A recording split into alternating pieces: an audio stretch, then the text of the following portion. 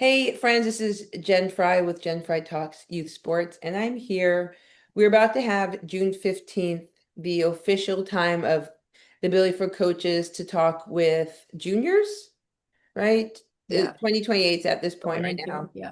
Yep. And so I am here with one of my good friends, Coach Linda Hampton Keith of the Temple University Owls, the Who's. Um, and so who's and so I don't know. I guess I scared the cat.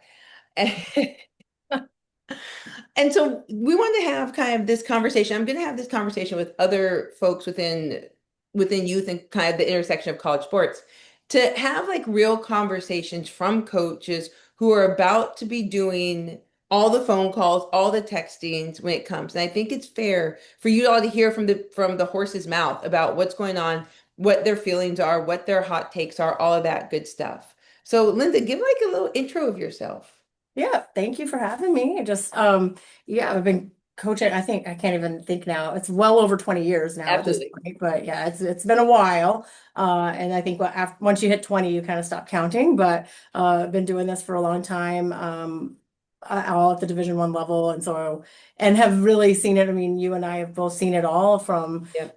back in the day when we could only give fruit, nuts, and bagels. We couldn't even give that. And then the rule changed. We can give fruit, nut, and bagels, and now we can, we've been through the evolution of college athletics, and clearly now, and I know you keep up with it even though you're not in it, but you're right there with us, and kind of the intersection of club and the recruiting process, and kind of seeing from a youth sports standpoint, and like how it marries up with college right now, and times are different right now, right? Rules have changed. They keep changing. They're about to change again. Like, just the amount of change that we're navigating is pretty astounding. And so I think it's always good to just kind of keep having these kinds of conversations, because things are constantly evolving and we have to continue to evolve with it. So I think these are good, important conversations. Well, I think they are because, what I tend to see amongst volleyball parents is a lot of it is, I mean, it can be from personal experience of recruiting 4 years ago with a different kid, which is, it's such a different landscape. You could Right. have been fully immersed in the recruiting process with kids that are 4 or 5 years older, and it's such a different landscape. I mean, year to year, it's such a different landscape.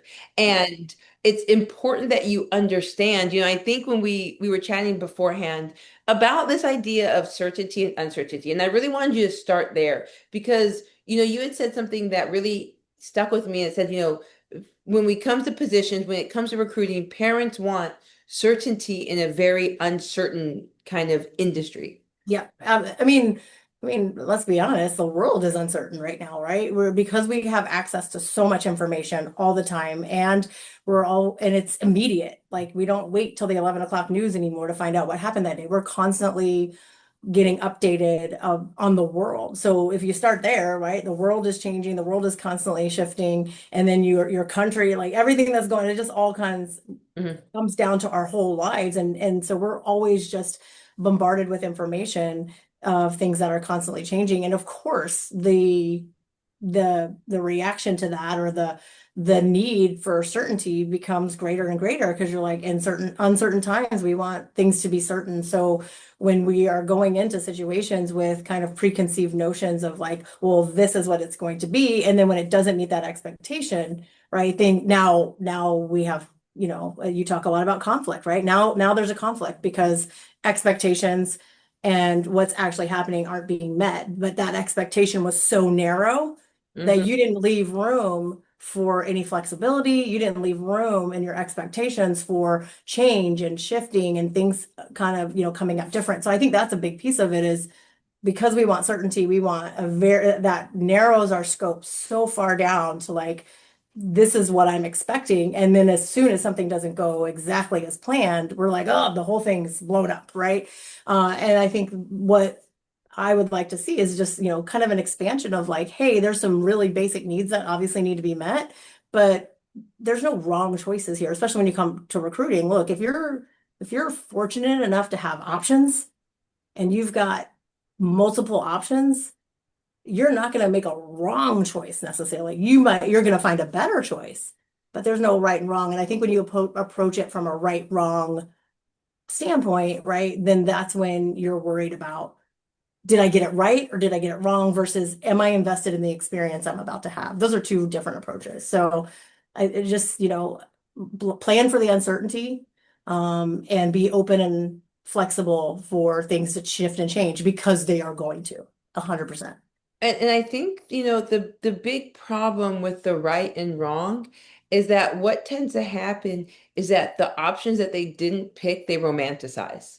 Yes. Right? Like, Yeah. well, if I would have went to Temple instead Yeah. of Elon, Coach Linda said I would have played outside there and and they romanticize the other as Right. if it would have been Better. I'm playing all the time, I'm doing this, I'm doing that. And you saw them maybe Linda and them won the conference championship and your team didn't do well. And so you're Right. like, if I would have went there, I would have been starting and playing the conference championship. Baby, you don't know. You might have been on the bench. You Right. might have been injured. You might have Right. been moved from outside to right side. You 100%. might not have seen any court time. Like Right. you romanticize it as if you being there would have it wouldn't have made any type of difference. And you just don't have a clue about that. And so I tend to see, like you said, with options, people romanticize the other, and you're romanticizing only the good. You're Yeah. not thinking about what happens if it went completely off the rails. 100. Yeah, absolutely. And which that brings me to my right, I've got these three ideas, and one of the ideas No, is don't call them ideas. Hot my hot takes. takes.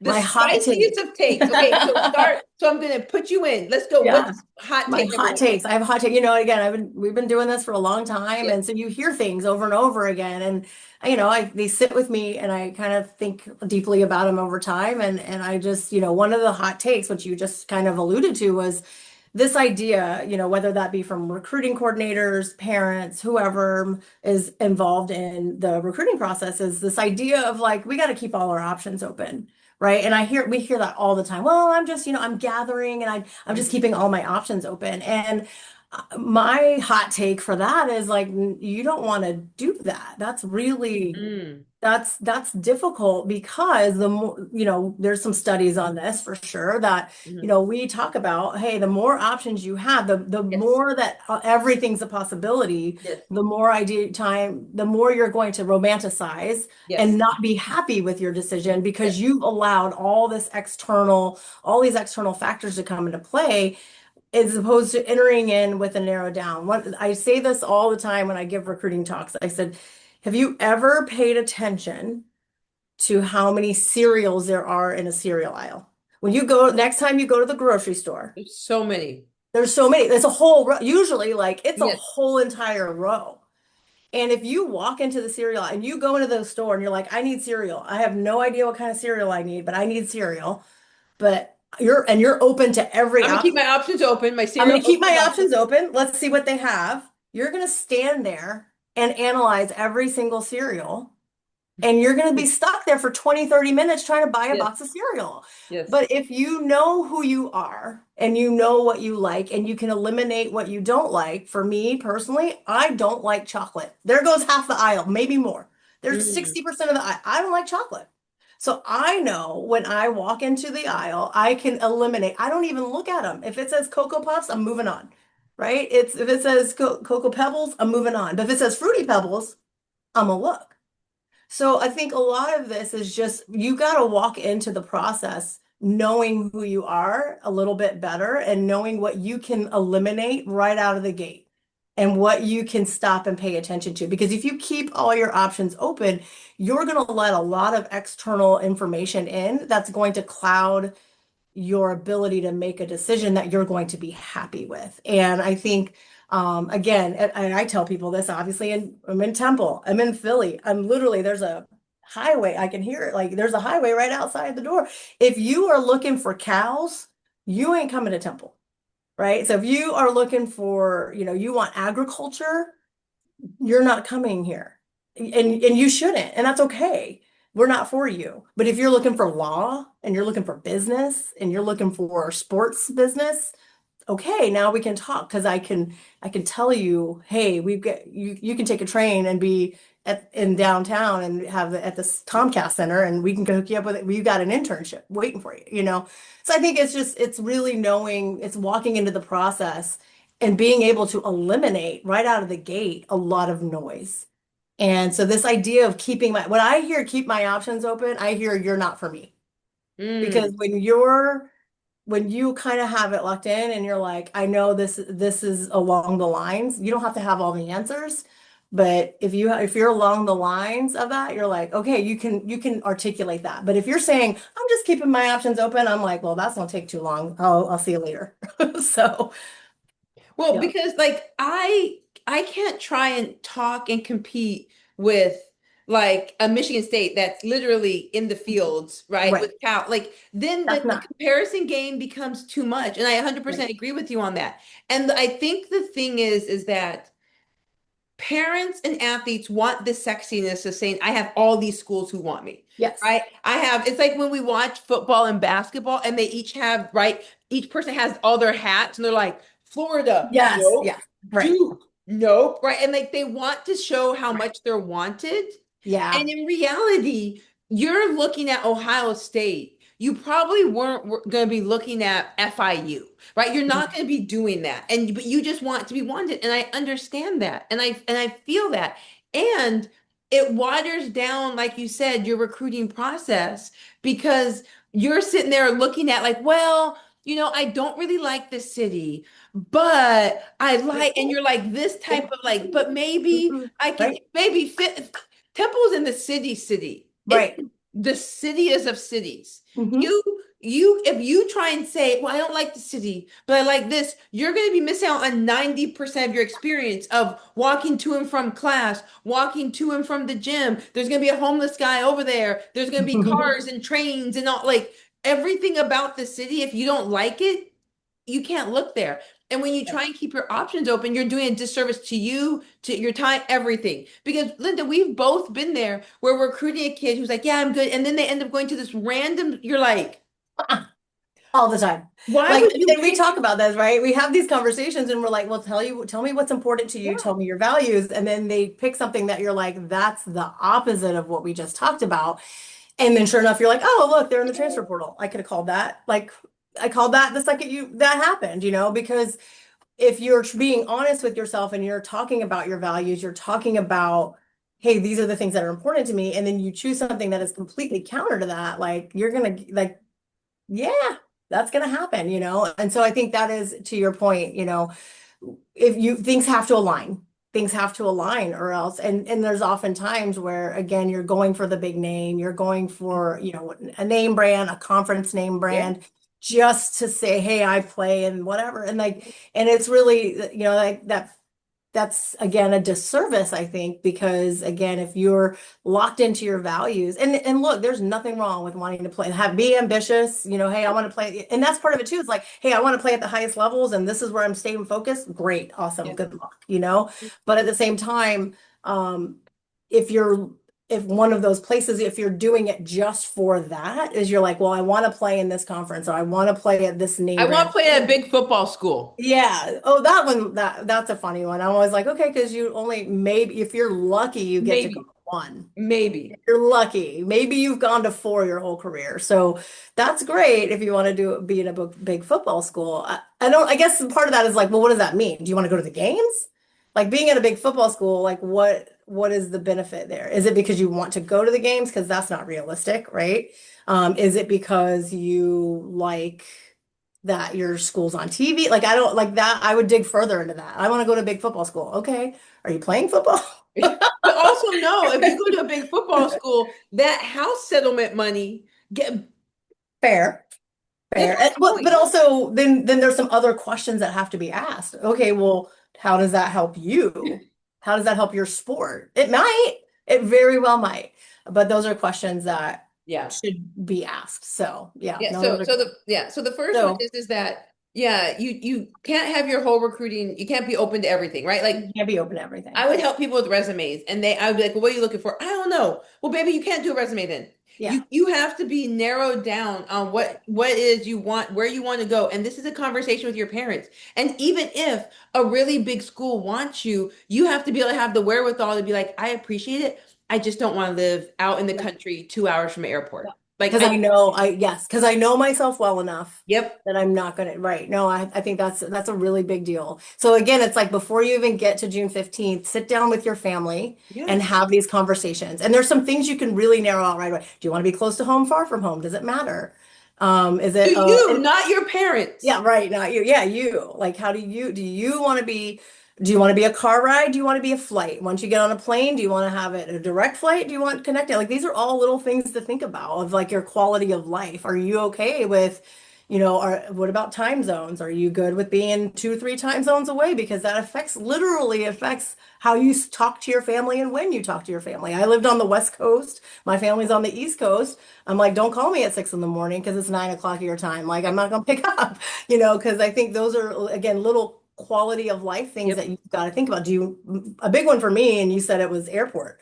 I know myself well enough that I know I need to be near an airport because I travel a lot. We travel, and I don't want to land on the ground and then have another hour to 2 hour drive. That was really important to me. So I've turned down opportunities based on that. Like, nope, it's not close to an airport. So you just walk into Mhm. before you get to June 15th, have that conversation. Location, what does it matter? City, or urban, rural, whatever the case may be. Obviously the major, but once you determine someone's got your major, like, okay, great, and then it's like, well, how important is that? Is it important that they're high ranked in that major? So come to the table with some parameters already set, and it's gonna narrow your focus.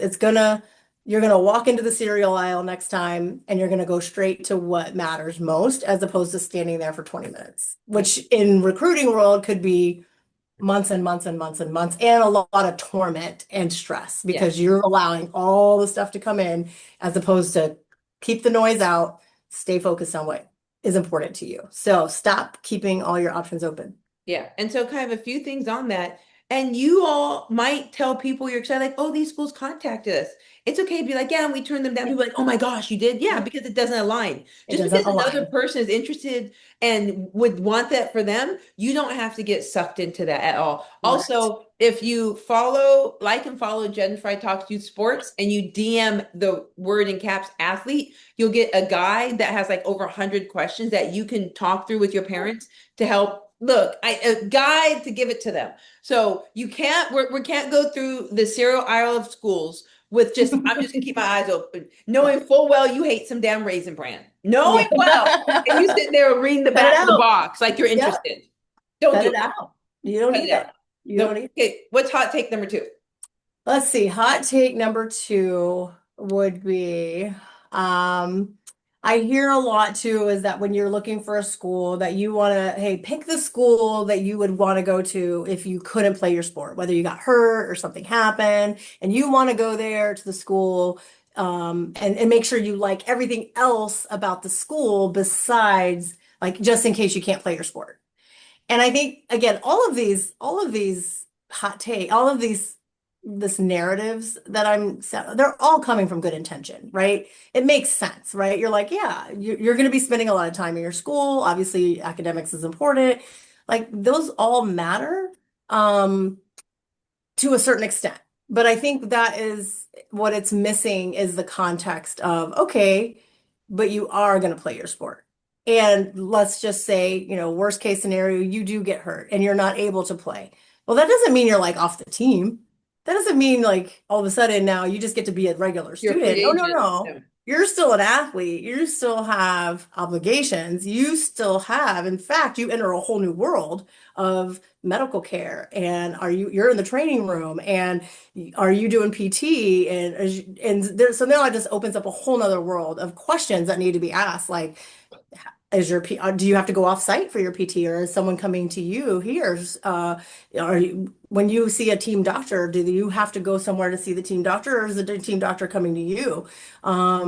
You're going to be spending the hours that you were spending in your sport are now transitioned to healing and getting better. And you want to find the people who are going to help you do that. And you want to be comfortable with the people that are going to help you. So this idea of like, go to a school as though you're not going to play your sport is really, again, well-intentioned bad advice. Because it is your, if that's the case, then don't play your sport. Your sport is going to take up so much of your time, your energy, your effort, your entire experience, even whether you're playing or not, whether you're traveling or not, whether you're injured or not. It's minimum 20 hours a week, right? But training room hours don't count. People don't always know that. But like the preparation it takes. So, we have these, 20-hour countable athletic related activities, right? Yep. Kira, right? Your care hours. But it's so much more than that, right? That doesn't count traveling time. That doesn't count the training room before practice, the Yep. training room after practice, the Yep. preparation that it takes. It doesn't count anything medical related. And Academic. so I mean, think about that. It's more than a part-time job, so it's really, really a big chunk of your day, your energy, and more importantly, the people you're going to be with transitioning you through those times and championing you through from injury to back to healthy, or maybe you are like, again, maybe you're not traveling, maybe you didn't make like the travel squad, so you're still going to have to show up to go lift when the team's on the road. You're still lifting, most likely. So it's just a really, again, well-intentioned idea, but not well thought out in terms of how much your sport actually really does affect you, whether you're getting playing time, whether you're traveling, whether you're injured or not.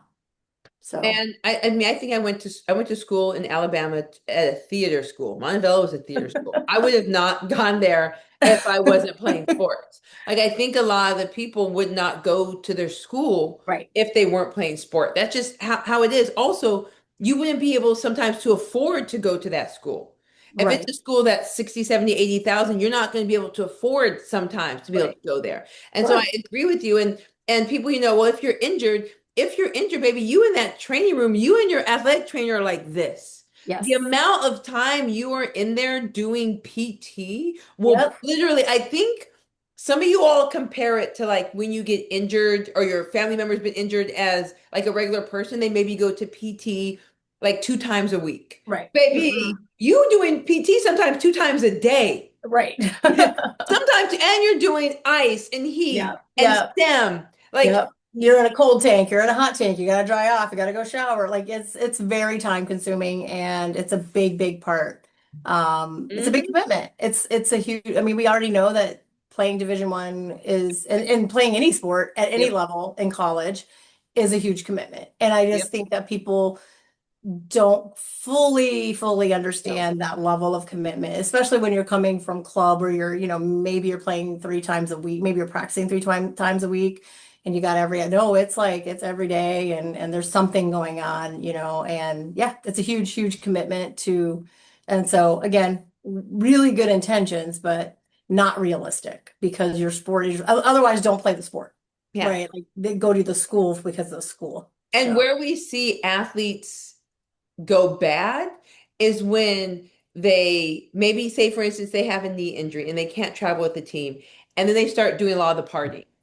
And then they start missing their PT. And then they start unraveling because they forget how important that training component is to it when they're not traveling. And so it's really important that if, say, for instance, you're not traveling because your knee, whatever it is, that you are still treating it as utmost importance because once that starts to happen, you're not doing your PT, the athletic trainer is calling coach saying, where is the athlete? Baby, it's a right, spiral you don't right, want to have. So yes, right. we understand that it's, the idea of only, would you want to be there if you're injured? Baby, you ain't going to enjoy it if you're injured, Right. especially. So Right. you ask Well, yourself, is that athletic training room where I want to see hours upon hours? right, which leads me into my last and probably maybe my hottest take Okay. is stop telling people to find the right fit. Right? Hmm. We hear that all the time, right? Well, I'm just finding the right fit. Right. And again, well intentioned. I get it. Like I get the idea. Like, of course, you want to find things that fit, right? But this isn't a puzzle exactly. It's not like what fits now may not fit in a few years. And it's particularly when we're talking about, hey, it's June 15th, we're going to be talking to juniors. How old is that? I don't even know how old that is that day. 17, 15, 16. 16, 16 Yeah. maybe?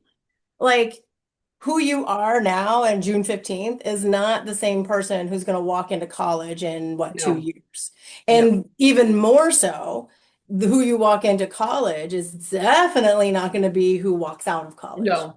And so I think what happens when we talk about find the right fit, you're looking for things that fit right now and who you are and where you are right now. Hmm. And we're not doing a great job of projecting 7 years down the road. This is like, again, 7 years from now, who are you going to be? We don't know. You don't know that, right? It's uncertain, right? It's uncertain how that's going to go. However, if you're trying to find the right fit, the best way I can equate this, especially now having, as a parent, when Yay!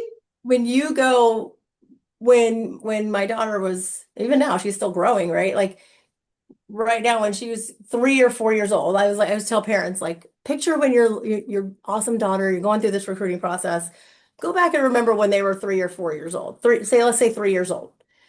You bought clothes that fit them when they were that size. And then you also had to project when they were going to be ready for 4T, like the 4T clothes. And you would prepare for that by going out and buying clothes that are maybe a little bit too big so that they can grow into them, right? It's the same concept, but it's just not a physical, there's no physical manifestation of, oh, yeah, if you stay right here, if you keep these same clothes, at some point they're going to outgrow your clothes. And so you can outgrow your environment. And I think that shift has to go from, hey, let's not find the right fit. Let's find the people who are going to champion you through your change. Hmm. And so like that's a different, like who do you want to be by your side? And like, right, because the people that are around you, your coaches, not just the head coach, the assistants. Now assistants come and go, of course, but hey, look, the people, the training room, who's the trainer, who are these people that are going to be around you, the systems that are in place to catch you when you fall and to stand you back up again and keep it going, and who are also going to be there to push you further, to becoming who you're going to be, and accounting for that change. Like we as coaches, all of us coaches have dealt with, like we always have experienced like, oh, the people or seniors, when you think back to when they're freshmen, you're like, ooh, you've come a long way, Listen, baby. and we're, 99% of the time we're like, oh, this is, it's been so awesome to watch them. That's why we do this. We love watching and helping young women develop from who they are when they got here, maybe even who they were in the recruiting process, to who they were when they got here, to who they are becoming when they graduate. That's what we're here for. We're here for that transformation. We're here to catch them when they fall. We're here to kick them in the butt when they need it. We're here to push them forward and maybe see things in them that they don't even see in themselves and help them become the best version of themselves. And so you really, in my opinion, you can be at your dream school and miserable if those aren't the right people around you. And vice versa. You could be at some place you had never even thought was possible, but you have the right people around you, and now that place means so much because of the relationships. So keep in mind the relationships of those who are going to be around your daughters, championing them through who they are as a recruit, who they are when they show up as a freshman, and who they're going to be when they leave as a senior. And so again, well-intentioned, find the right fit, but just know you're outgrowing things constantly. And so this idea of fitting, I'm not going to buy clothes that fit my child now. I'm going to look for things that are going to catch them when they grow. And that growth just isn't visible once they get to high school, right? But we do have to account for their growth mentally, emotionally, what are their needs, kind of help your daughter know kind of who do you work best with? Like do you want someone like that's gonna be like in your face yelling at you, or do you need some, just you got to figure that out for yourself. But find your people and find the people that are going to support you, I think is more important than all the pieces have to fall together exactly, right? Because it's not certain. Yeah, and this is sport is just uncertain. It Yeah. makes me think about Roland Garros, the tennis tournament is happening, and there was this one athlete who got beat by this 17-year-old. And the 17-year-old was down 5-3 and came back and won. And the guy who lost, first he tried to blame the female umpire. It was like she couldn't contain the crowd. And then he was like, if this was a different location, a different court, a different crowd, a different, he wouldn't have won. I would have beat him easily. But it's not that. Like that's Right. sport. It was the court, it's a clay court. It was the crowd it is, it's where it's at, it's in Paris, all this. And so when you try and say, well, we'd have if it was all these other different things would affect us, but that's not sport. And so you can't sit there and try and be as certain as possible in a very uncertain, unpredictable Right. industry. You're gonna fail yourself and your kid. And we see so many parents who are like, my kid isn't playing the position that they said they were going to play in Mhm. club or college. You're right. And guess what happened? Someone got injured. And we had to move stuff around. Someone else got injured because Linda, we've all coached a team where it's been injury, injury, injury. And you sitting there and that drawing board is just blank, right? Yeah, And you yeah, and you can't be like, sorry, you're gonna have to stay in this position, even though everyone else is falling apart. yeah, And it's this aspect of you have to be okay with, you have to be flexible. Like in a job, you have to be flexible. In this, you have to be flexible. And if you're only saying, kind of circling back to this, well, if we would went to this other school, we would have done that. Baby, you don't know. They could have had injury and injury, injury. And so yeah. you have to be flexible and trust the coach that the coach is going to do the best thing for the team. And unfortunately, sometimes it's not the best thing for your athlete.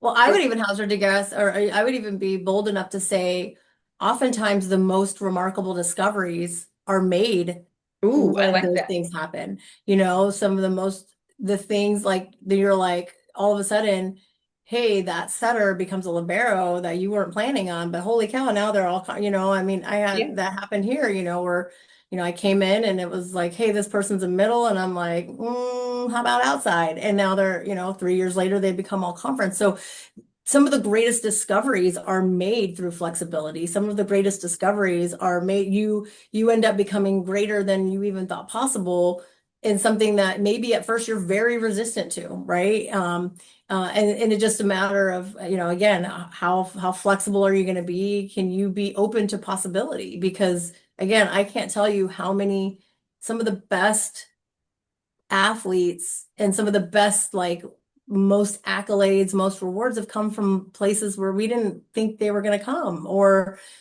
a position change, or something that just happened that, or again, maybe someone's vision is different than what you think. Yes. And so again, that just being open to, that's why it's so important to find your people, right? Is because you're going to go through those things because Yep. it's not all, rainbows and ponies, as they say. There's going to be times that it's going to be tough, and you're going to get the phone call, your daughter's going to cry, they're going to be like, oh, I hate it here, whatever, those times are going to come. And so now it's just a matter of, are you with the people that are going to champion you through that versus, I hate it here. I should have went there. And, someone, like now that's all those options, right? Well, I should have gone someplace else, or it would have been better somewhere else. Or I see this one's a big one too, right? Because social media, and we Yeah. see everyone's putting the best of the best of Of their course. experiences out there. Of And so course. they're like, wait, it looks good over there. So let me, like, if I would have gone somewhere else, it would have been better. I guarantee you, every program, every athlete, every coach, every program has its struggles. Mhm. You're going to come up against a hurdle, and you're going to have to clear the hurdle. And it just becomes a matter of, or do you have the commitment level to clear the hurdle with the people who are coaching you through it? Mhm. So I think Yeah. those are some of the greatest things have come from that uncertainty. So just how much can you tolerate? How much uncertainty can you tolerate? Listen, if you can tolerate a lot of uncertainty, you're going to be in a great position. Yeah, And the thing about it is that we're not saying uncertainty doesn't suck. We're sure. not saying that there isn't, that when you're changing from middle to outside, that there's not going to be a lot of bumps in there in the road, because you're having to learn new footwork, new technique. You're having to add on to your skill set. Now you have to have passing. Now you have to have maybe back row attack. You're having to add on at a higher level where you have to produce, and time is short. We understand all of that.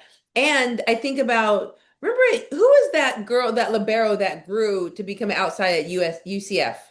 Oh, I know you're talking about no, McKenna, McKenna, Mackenzie, something like something. that. Yep, yep, yep, Yeah, yep, started at the end, but she went in as a 5'9" libero and yep. she grew a bunch of inches and she became an All-American, like Outside hitter. three-time All-American Yep, Player of the Year yep, outside. yep. And you have to give room for that because when a lot of people are like, well, they were all these accolades. Yeah, at that level, this next level is going to have such different expectations and Right, different pushes. And if you're only stuck on the prior level, you're not going to allow your child to have the growth that they need to play at a different level. And you right. might be missing out on your kid because, like I always say, this becoming an All-American at a different position because you didn't want them to go through all the painful growth bumps. Like, Yeah, well, my kids are outside, but they might have been an All-American right side. And you yeah, just ended that option because you fought so hard for them to be outside. That was only in their mind. And yeah, instead of them going through the bumps at the right side, they transferred to another place to be outside and stuck in that. And had you allowed them the growth and just supported them, they could have been an All-American right side. yeah, yeah. You never know. So I think that's, patience and resilience is Patience. rewarded, patience and commitment and resilience will be rewarded in lots of ways. And so, but again, if you can't sit long enough in it without getting so uncomfortable that you bail out, I think that's, now look, hey, if things are unsafe, A like hundred I said, percent, 100%. transfer, get out of there, but if this is just I'm not comfortable. I'm not, things are hard. Like, yeah, that's everywhere. And so yeah, but I think again, if you just start before June 15th, if you Yeah. start with these conversations, if you start with, again, like stop trying to find the right fit and Mhm. start trying to find the place where you can grow. Like find the bigger flower pot. Find your flower pot, Mm. and make sure it's big enough that to account for your growth as opposed to, finding a puzzle piece that's going to fit. Those are different things. And so if you can go from that angle of thinking about that and then figure out who you are and narrow down your options so you don't stand in front of the cereal aisle for 20 minutes. I think that helps narrow it down and also there's been studies again that it boosts your satisfaction with your decision when you have very narrow options Yeah. because A you have 100%. made those, yeah, you've made those, you've narrowed it down based on your values and criteria. And when you follow your values and criteria, you know that there was no wrong choice. Once you narrow it down, there's no wrong choice. Now it just becomes, where do you see yourself? Where is it that what's going to be the better situation because they're all good for Yeah. you. Yeah. And then make sure that again kind of ties back to finding the right fit is just don't, your sport's a big, big, big piece of this. Your coaches, your athletic trainer, your academic advisor, Yep. like that's another big one. Like you spend a lot of time with these people. You're going to be on a bus for hours. You're going to be on airports. You're going to be in airplanes. Like, make sure you're with the people that you want to be with, regardless of the school. Yes, the school's important. Yes, your academics is important. But once you've kind of checked those boxes, the people are who's going to create your experience for you. And so you want to make sure that you're with the right people. And I'm gonna kind of go on to like I'm gonna maybe add like a fourth hot take in this, talking about academics. Many times what we see in the transfer portal, I would even argue, Linda, and I'd like to hear that. I'm gonna probably say 90% of transfer portal movement is not because of academics. Maybe higher. Maybe, yeah, like literally, like I'm gonna Yeah. say like 95%, they're not changing because of academics. Because the thing about it is that when you go into a school, like if you go to maybe a school of mines, which is only engineering, and you get there, you're like, I don't actually like engineering. That's a different, right? There's some schools that are Right. so narrow Special. Yeah. that they Yeah. only have a few, like if you're Georgia Tech, Right. Right. you know what you're getting into. Right. But most of them are not transferring because of academics. Right. And in this day and age, most people aren't really using their degrees for where they're going. If you want to go to med school, it's all about patient care, have a well-rounded resume. It's not about you having 18,000 science classes. They want to make sure you're a human that can work with different people. And Right. so you're not probably going to leave because of academics. And so if you're thinking about that, because here's also, and Linda mentioned this, if you're not worried about academics, if you keep transferring and losing credits. Right. You can't say you're all about Right. academics and Right. you've transferred 3 times and you've lost 30% of your credit. You can't. Right. You can't, you Right. can't, you can't. That's a hill. I will die on the hill. Me and Pickle will die on this hill. Yeah. Yeah. And I think the thing about it is that when you're thinking about academics, it's also like, what does that academic support look like? What do if you're really worried about academics, your athlete should be making the most in-depth relationships with those professors, with those deans. Yeah. You I, should be hand in hand with them if it's all yeah. about academics. If you're about Well, academics, you shouldn't leave and not know your professors very well. I've never, let's put it this way. I've never been on a call with a transfer where we say, of course you're like, okay, why are you transferring, right? I've never heard this narrative. I love everything about my team. I love everything about my experience in volleyball. I just am not getting what I need academically. I have never had that Never, conversation. never, never, Or I'm not having a good academic experience, never. therefore I'm leaving. It's because, again, and not, the academics, of course, is important. I would go so far to say that the level of impact on your experience is is minimal compared to your sport because again of the time commitment, and again, like no one's leaving school going, yeah, I had this one bad math professor, so that's it, I'm leaving school. Like this math professor that I saw 3 times a week for 50 minutes each time is so bad that they've impacted my entire experience and therefore I gotta, that conversation never happens, right? Never, It's never, always the experience they're having in their sport. And never. so the experience they're having in their sport is 90, I would even say 98, Yes, 99% is like they're leading with that. They're yes, looking for something different, right? Something didn't match up with their expectations. So yes. they're looking for something different. They're trying to find something that they didn't find, that they didn't take an account for, before. So yeah. So yeah, I no, would you're right. I would even argue a next part is if you are very into academics, then the level is going to be important. Meaning, if you are like academics is 80% of our experience, you might not want to look at some lower level D1s, which are having cuts upon cuts of their budgets. And Yeah, you're not going to have an academic advisor. You're not going to have this academically. You're not going to have that academically. Because right. that's right now, I see so many people who are like, I want D1, I want D1.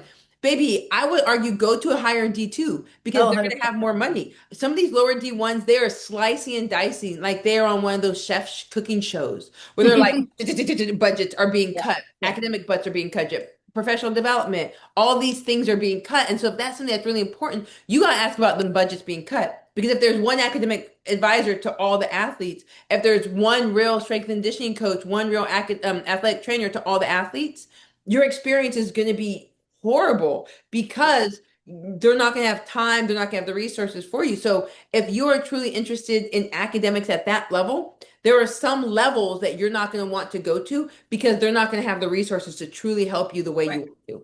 right. And again, I think the exceptions to that would be, things that are very specific, like Very specific. nursing. Nursing usually tends to be a big challenging Yep. one. Architecture, I've noticed, or something like any kind of like design architecture, something that requires a lot of studio hours.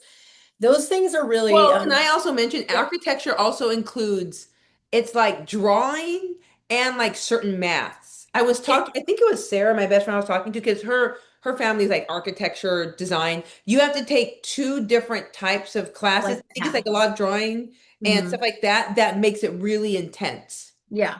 And again, there's studio hours. So architecture is a really great one because like I have 3 architecture majors and a lot of like that was because there were some schools that were like, no, we're not doing Mhm. that. And we are luckily we're in a position where we've vetted it out and we're like, Mhm. yes, it can be done. So I do think those are some of the exceptions to the Yes. rule as when there's very, very specific majors that require Yes. another level of commitment outside just the classes, then that's when you can get into some conflicts of time conflicts and things like that. But we also accommodates it, just it just now it becomes again, it goes back to, well, who's gonna help, who's gonna champion you through that? Yep.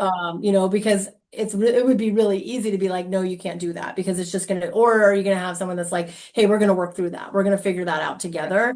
And we've done that. We've been able to make some small accommodations. Like our practice times shift based on what day it is so that we can accommodate certain programs.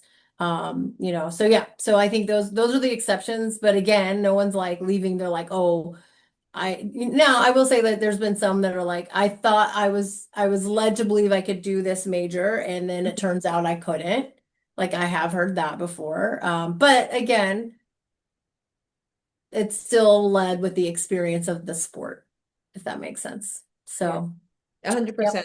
Well, this has been an amazing talk. I always appreciate you and hope to see you Yeah. soon. If you all follow me on Jen Fry Talks Youth Sports on Instagram, and then if you DM Athlete Capital, you'll get the guide with all like hundreds of questions. I put that together so that you have some stuff that you can talk about. And it's really, really important that you have the conversation so that Yeah. you're not wasting your time or these coaches' Yeah. time. Coach Lynn got hundreds of calls, their Yeah. staff just it's good if Linda calls, hey Jen, and then it's just like Coach Linda, I really appreciate it. At this time, I just don't think an urban area is Yeah. fine for me. Thank you. And then Yeah. we can move on versus you done wasted 20 minutes of my time Yeah. knowing full well you don't want urban Yeah. people. And I think that, that's actually not a bad thing to talk, just real quick to talk Yeah, about too. Like we hear no all the time. all the time. All the time. So like this idea of like, I don't want to like upset. No, no, no, no. Just help us. Like, cause for the same reasons, like, right. We just know because we can move on and Mhm. you can move on. And now, right. This is like, just walk past that cereal in the cereal aisle. We could, we can move on. You can move on and everyone can continue focusing on what matters to them. And we don't, and we're not offended. We're not, so have that talk with your family before June 15th and really and again, I've heard some just like, yeah, I had like 18 calls today. I'm like, what? Like that's too many. Like what? That's standing in the cereal Oh aisle, my just God, that letting it is all come, 100%. right? Hmm. Versus like I'm going to be really, really deliberate Yep. about my process and stay in control of it. Don't let that process control Don't. you. Stay in control of your process. Stay focused. Stay locked in, and then that will help you kind of clear. And then you don't have to have 18 calls in that day because you can maybe drop it down to 8 if even that feels like a lot. But anyway, I digress. Yeah. And don't have the 18 calls so you can brag about it. Yeah. Like that's what Sure. some people are like, I had all these. No, it's not about being braggadocious to like parent to parent. No, it's about getting this right for your kids so that y'all aren't sitting there an anxious ball with anxiety in your tummy because you want to have all the options. So yeah. Okay. We, yeah, for sure. Yeah, we always as coaches can tell when particularly of a club team is Yeah. like you've got some good athletes on it. We're like, once one starts committing, they all kind of like Don't just do that. stay in your lane, eyes forward, own your process, Yep. and feel really good about alignment. Try to find that alignment. So, but thank you. I appreciate you chatting with my hot takes. Mm-hmm. So, Spicy. Yep. I appreciate it. And go follow Jen Fry Talks Youth Sports on Instagram, DM Athlete so you can get the guide so you all can get your life together. get your life Get your together. life together. All right. Thank you.